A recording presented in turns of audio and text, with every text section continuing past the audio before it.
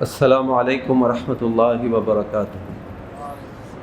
نحمد و نصلی علی رسولہ الکریم، اما بعد، اعوذ باللہ من الشیطان الرجیم، بسم اللہ الرحمن الرحیم۔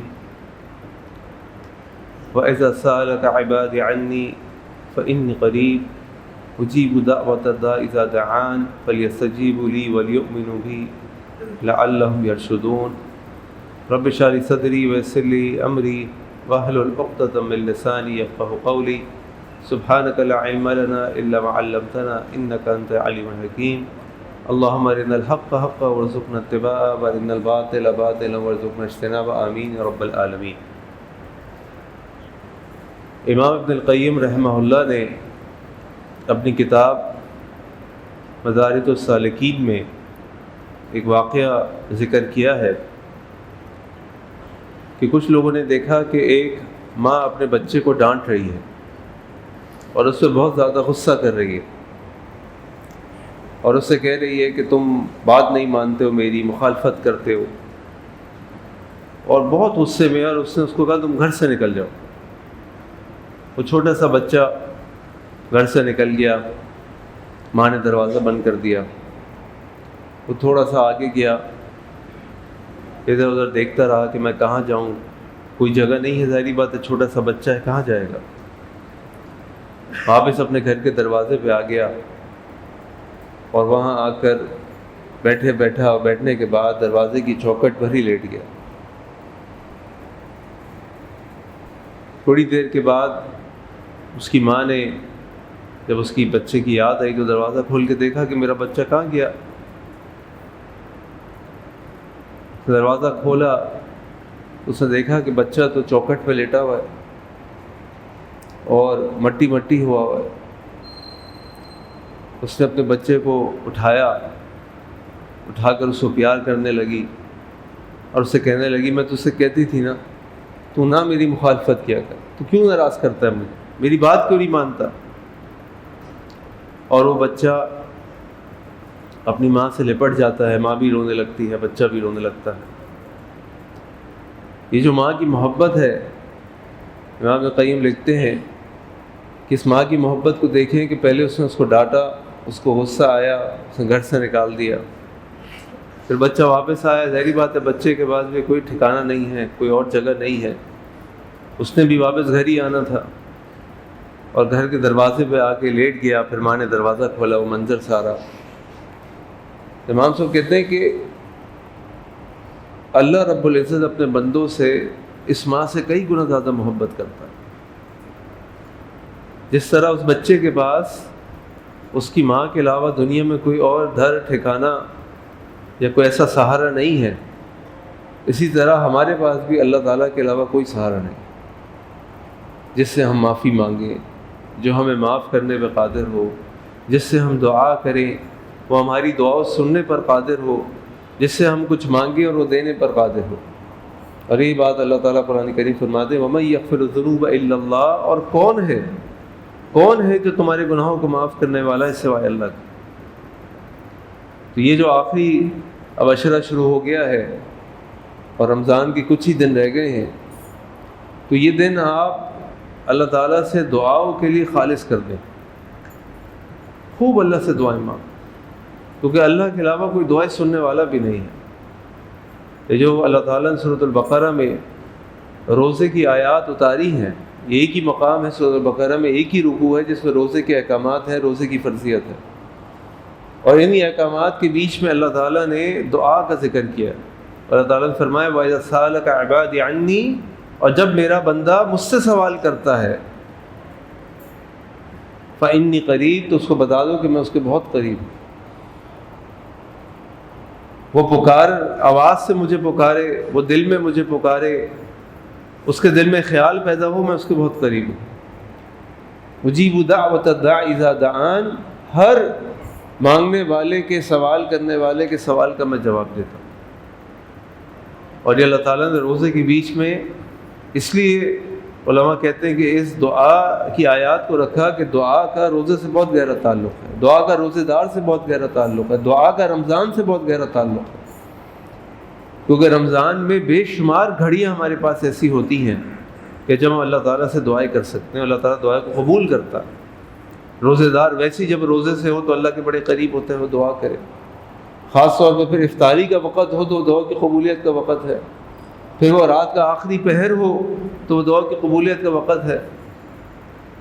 لیکن بندہ اتنا ناشکرہ ہے اور اتنا عجلت پسند ہے کہ وہ بہت جلدی اللہ تعالیٰ سے مایوس ہو جاتا ہے، تھک جاتا ہے۔ اللہ نہیں تھکتے، ہم تھک جاتے ہیں۔ اگر آپ اللہ رب العزت کی قدرت کو دیکھیں تو آپ دیکھیں کہ زکریا علیہ السلام اللہ تعالیٰ سے اولاد مانگتے ہیں، اللہ تعالیٰ بڑھاپے میں اولاد دے دیتے۔ اللہ تعالیٰ یونس علیہ السلام کو مچھلی کے پیٹ سے نکال کر لے آتے۔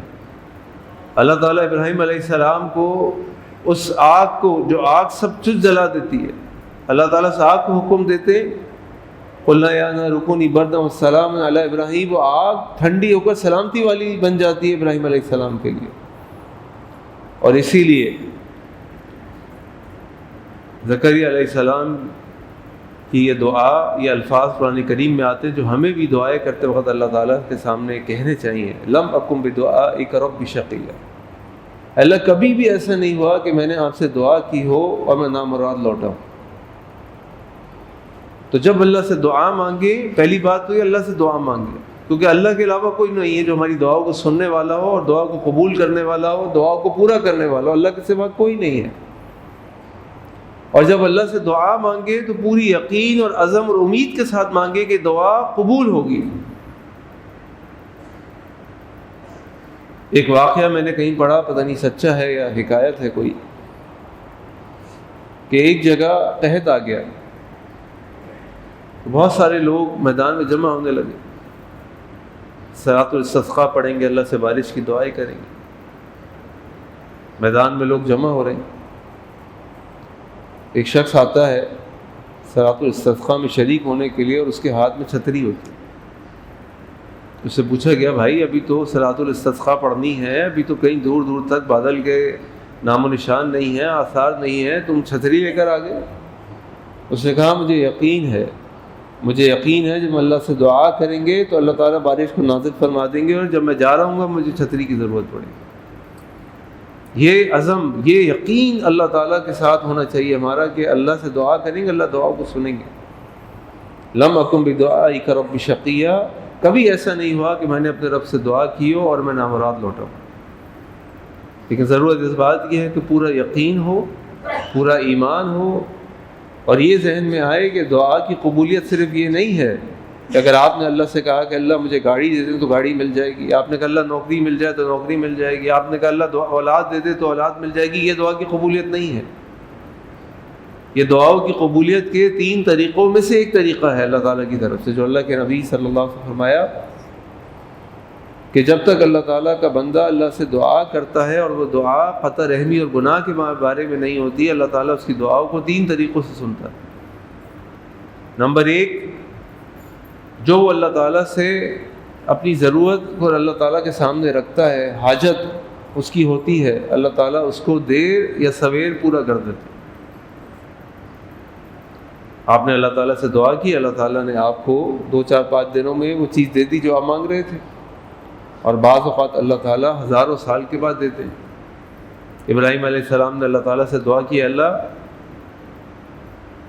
کوئی ایسا بندہ بھیج میری امت میں سے یعلمہم الکتاب والحکمہ وزکیہم، اللہ میری امت میں سے کوئی بندہ بھیج جو ان کو کتاب و سنت کی تعلیم دے، ان کا تزکیہ کرے، تیری کتاب کی تلاوت ان کے سامنے کرے۔ اللہ تعالیٰ نے 3000 سال کے بعد نبی کریم صلی اللہ علیہ وسلم کو بھیج دیا۔ ایک طریقہ یہ ہوتا ہے دعا کی قبولیت کا کہ آپ نے اللہ تعالیٰ سے دعا کی کہ اللہ مجھے گاڑی چاہیے، اللہ نے آپ کی دعا اس سے قبول کی کہ آپ کو گاڑی تو نہیں دی، لیکن آپ کی موٹر سائیکل کا ایکسیڈنٹ ہونے سے بچا لی، آپ کی ٹانگ ٹوٹنے سے بچا لی، آپ کو کینسر ہونے سے بچا لی۔ اللہ تعالیٰ ایسے بھی اپنی بندوں کی دعا کو قبول کرتے ہیں۔ اور نمبر 3 کہ اللہ تعالیٰ کا بندہ جب اللہ تعالیٰ سے دعا کرتا ہے تو اللہ تعالیٰ اس کی دعا کو اس کے لیے اجر و ثواب بنا کر آخرت کے لیے ذخیرہ کر لیتے ہیں۔ میں اس ساری دعاؤں کا بدلہ آخرت میں دوں گا اس کو۔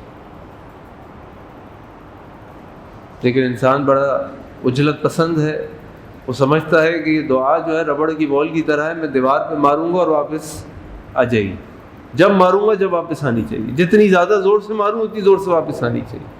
یہ اللہ کا قانون نہیں، یہ ہماری سوچ کی غلطی ہے۔ اللہ کا قانون یہ ہے کہ یہ دعا هو العبادہ، دعا عبادت ہے۔ جس طرح ابھی ہم نے ظہر کی نماز پڑھی تو ظہر کی نماز پڑھ کے ہم اس بات کا انتظار نہیں کر رہے کہ آسمان سے کوئی چیز اترے گی اور ہمیں پتہ چل جائے گا کہ میں نے ظہر کی نماز پڑھی، یہ لو بھائی تمہارا انعام۔ ایسا تو کہیں نہیں ہوتا۔ رمضان کے 20 روزے گزر گئے ہیں، اب تک تو کوئی تمغے نہیں اترے آسمانوں سے، اور نہ اتریں گے، یہ تو اللہ نے اپنے پاس لکھ لیے۔ کیوں؟ ہم نے روزہ رکھا، اجر کی نیت سے اللہ کے پاس جمع کرا دیا۔ آپ نے قرآن کی تلاوت کی، آپ نے اذکار پڑھے، آپ نے حج و عمرے کیے، آپ نے صدقہ و خیرات کیا، اللہ تعالیٰ کے لیے یہ عبادت ہے۔ عبادت آپ نے اپنے نام اعمال میں جمع کروا دی، لکھوا دی کہ اللہ قیامت والے دن مجھے دیجیے گا اس کا بدلہ، میں اس دن اس کا منتظر ہوں گا، ضرورت مند ہوں گا۔ دعا بھی عبادت ہے، الدعا هو العبادہ، دعا ہی عبادت ہے۔ تو اس دعا کو کبھی یہ سمجھ کے نہ کریں کہ آپ دعا مانگیں گے اور دعا کا جواب فوراً ملے گا، ایسا نہیں ہوگا۔ لیکن یہ یاد رکھیں کہ جب بندہ پورے اخلاص کے ساتھ اور دعا کے آداب کے ساتھ، پوری توجہ کے ساتھ، کیونکہ اللہ کے نبی صلی اللہ علیہ وسلم فرمایا کہ جب بندہ غفلت سے اللہ سے دعا کرتا ہے کہ دعا تو کر رہے ہیں، ادھر دیکھ رہا ہے، ادھر دیکھ رہا ہے، سر کھجا رہا ہے، اللہ ایسی دعا کو پسند نہیں کرتے۔ کہ آپ کسی کے سامنے جاتے ہیں، اس سے بات کرتے ہیں تو کیسے بات کرتے ہیں؟ ادھر دیکھ کے بات کرتے ہیں، کھڑا ہو سامنے آپ کے، یا اس کی ذرا متوجہ ہوتے ہیں، اور خاص طور پہ جس کے سامنے اپنی ضرورت کو پیش کرتے ہیں، جس سے کہتے ہیں مجھے دے دو بھائی، تمہارے پاس ہے مجھے دے دو، تو آپ کس طرح اس سے متوجہ ہوتے ہیں، کتنی لجاجت سے، کتنے احترام سے، کتنے ادب سے آپ اس سے بات کر رہے ہوتے ہیں اور درخواست کر رہے ہوتے ہیں۔ اللہ تعالیٰ کو بھی یہ پسند ہے۔ اللہ کو تو اتنا پسند ہے کہ جب اللہ کا بندہ اللہ کے آگے روتا ہے، اللہ اس رونے والی آنکھ کو، اللہ نے کہا کہ میں اس رونے والی آنکھ والے بندے کو قیامت والے دن VVIPs کی لسٹ میں شامل کر دوں گا۔ اور یہ VVIPs کون ہوں گے قیامت والے دن؟ 50,000 سال کا دن ہوگا، سورج ہمارے سروں پر ہوگا، ہم پریشان ہوں گے، لوگ پریشان ہوں گے، گھبراہٹ ہوگی، کس طرح کیا کریں، اور جائیں گے انبیاء کے پاس کہ اللہ سے دعا کریں، اللہ حساب کتاب شروع کرے، جو بھی ہمارا فیصلہ ہونا فیصلہ کرے، ہم سے برداشت نہیں ہو رہی ہے گرمی۔ لیکن اس دن وہ شخص جس کی آنکھوں سے آنسو نکلے ہوں گے وہ VVIPs میں ہوگا، اور وہ VVIP ٹینٹ لگا ہوگا اللہ تعالیٰ کے عرش کے سائے کے نیچے۔ اور ان میں جو اللہ کے نبی صلی اللہ علیہ وسلم نے ایک حدیث میں 7 قسم کے افراد، اور کچھ اور احادیث بھی ہیں جن میں کچھ اور اعمال بھی ہیں، ان میں سے ایک شخص ہوگا رجلا ذکر اللہ خالیا ففاضت عیناہ، اور وہ شخص جو اللہ کا ذکر کر رہا تھا تنہا بیٹھے ہوئے، ففاضت عیناہ، اور اس کی آنکھیں بہہ پڑی، وہ VVIPs کی لسٹ میں ہوگا۔ اور خاص طور پہ آپ جو اعتکاف میں لوگ ہیں ماشاءاللہ، آپ کے پاس تو اس VVIP لسٹ میں جانے کے بہت سارے چانسز ہیں۔ آپ اکیلے اپنے حجرے میں ہیں، رجلا ذکر اللہ خالیا ففاضت عیناہ، آپ مسجد میں بیٹھے ہیں، رجل قلبہ معلق فی المسجد، وہ نوجوان، وہ شخص جس کا دل مسجد میں لگا ہے، مسجد میں ہی بیٹھے ہیں، مسجد میں آ کے بیٹھ گئے، مسجد میں دل لگا ہے۔ اور تیسرا، اگر آپ میں سے نوجوان ہیں تو وہ نوجوان جس کی جوانی اللہ کی یاد میں گزری، اور آپ کی جوانی کے 10 دن آپ کے حجرے میں اللہ کی یاد میں گزریں گے۔ اس موقع کو ضائع نہ ہونے دیں، یہ موقع کو ہاتھ سے نکلنے دیں، اس کی بڑی قدر کریں، کیونکہ ہم سب کے پاس، اور خصوصاً معتکفین کے پاس، وہ گولڈن چانس ہے VVIP لسٹ میں شامل ہونے کی۔ اور اللہ سے خوب دعائیں کریں، خوب دعائیں کریں۔ اور اللہ دعا کو اتنا پسند کرتے ہیں، اتنا پسند کرتے ہیں کہ اللہ کے نبی صلی اللہ علیہ وسلم فرمایا من لم یسأل اللہ، جو اللہ سے دعا نہیں کرتا یغضب علیہ، اللہ اس پر غصہ ہو جاتے ہیں۔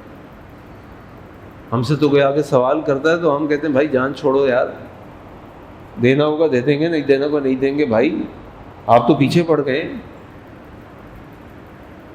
خود بتا دیں گے آپ کو۔ اور اللہ یہ کہتے ہیں فَفِرُّوا إِلَى اللَّهِ، اللہ کی طرف دوڑتے ہوئے آؤ اور اللہ سے مانگو، اللہ سے جتنا مانگو گے اللہ اتنا خوش ہوتے ہیں۔ 24 گھنٹے، ہفتے کے 7 دن، مہینے کے 30 دن، سال کے 365 دن اللہ ہمارے انتظار میں، میرا بندہ آئے گا، میرے آگے ہاتھ اٹھائے گا۔ اللہ کے نبی صلی اللہ علیہ وسلم کے حدیث نے فرمایا ان اللہ حی کریم، بے شک اللہ تعالیٰ بڑے حیا کرنے والے اور بڑے کریم ہیں۔ جب اور آگے حدیث میں آتا ہے کہ جب اللہ کا بندہ اللہ کے آگے ہاتھ اٹھاتا ہے، اللہ سے مانگتا ہے، اللہ تعالیٰ اس بات سے حیا کرتے ہیں کہ اس کے ہاتھوں کو خالی ہاتھ لوٹا دو۔ تو خوب اللہ سے دعائیں مانگو، پورے عزم سے دعا مانگو، پوری توجہ سے دعا مانگو، بار بار دعا مانگے۔ اور جو آپ کی زندگی کے مقاصد ہیں نا، آپ نے کہا جی میں نے زندگی میں یہ کام کرنے، میں زندگی میں یہ چاہتا ہوں، تو اپنے 5-10 مقصد لکھ دیں کہ جی میں انجینئر بننا چاہتا ہوں، بننا چاہتے ہیں آپ، ٹھیک ہے۔ میں حافظ بننا چاہتا ہوں، آپ نے سیٹ کیا ہوا ہے اپنا گول۔ میں یہ کرنا چاہتا ہوں، میں یہ کرنا چاہتا ہوں، میں یہ کرنا چاہتا ہوں۔ ان 5-10 کاموں کو لکھیں کاغذ میں، ہر نماز کے بعد ہر وقت بار بار بار بار اللہ سے مانگیں، اس کو دعاؤں میں کنورٹ کر دیں۔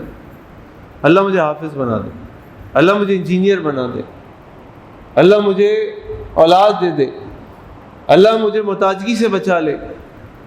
اللہ کے لیے کوئی مشکل نہیں، ہم تھک جائیں گے، اللہ نہیں تھکے، ہمیں سمجھ نہیں آئے گا ہم اور کیا مانگیں، اللہ کے پاس بہت کچھ ہے دینے، بہت کچھ ہے دینے۔ تو جب اللہ سے مانگیں تو اللہ کی بڑائی اور کبریائی کو سوچ کر مانگیں، اپنی حد کو سوچ کے نہ مانگیں، اللہ کی بڑائی اور کبریائی کو سوچ کر مانگیں۔ تو ان موقع سے بہت فائدہ اٹھائیں۔ اللہ تعالیٰ اس ماں سے زیادہ اپنے بچے سے محبت کرتی ہے جو پہلے اپنے بچے کو گھر سے نکالتی ہے، بچہ ناراض کرتا ہے اس کو، پھر اس کو گلے سے لپٹا لیتی ہے، رونے لگتی ہے میرا بچہ۔ تو اللہ ہم سے بہت محبت کرتا ہے۔ اللہ چاہتے ہیں کہ ہم کسی طرح اپنی مغفرت کرا لیں، کسی طرح اللہ سے دعائیں کریں، اللہ تعالیٰ ہماری حاجات کو پورا کرے، ہماری دعاؤں کو قبول کرے اور ہمیں جنت میں بھیج دے، ہمیں معاف کر دے۔ لیکن ہمیں اللہ کے پاس جانا پڑے گا، ہمیں اللہ کے آگے ہاتھ اٹھانے پڑیں گے، ہمیں اللہ کے آگے آنسو نکالنے پڑیں گے۔ تو اللہ تعالیٰ سے دعا ہے کہ اللہ تعالیٰ ہمیں خوب دعائیں کرنے کی توفیق عطا فرمائے، اپنی مغفرت مانگنے کی اسے توفیق عطا فرمائے، اپنی مغفرت کے لیے کوشش کرنے کی توفیق عطا فرمائے۔ سبحانک اللہم بحمدک اشہد ان لا الہ الا انت استغفرک و اتوب الیک۔ السلام علیکم ورحمۃ اللہ وبرکاتہ۔